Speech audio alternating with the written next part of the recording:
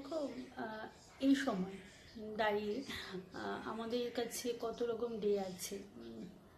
আমাদের থেকে অনেক অনেক ছোট যারা আছে তারা প্রতি মুহূর্তে পালন করে, বড়রাও পালন করে, সবাই পালন করে ডেগুলো। কিন্তু এক সময় ভেবে দেখেছো আমাদের ঠাকুমা দিদারা কিন্তু এসব ডে পালন করতো না, কিন্তু তাদের কাছে প্রত্যেকটা দিন খুব স্পেশাল ডে ছিল।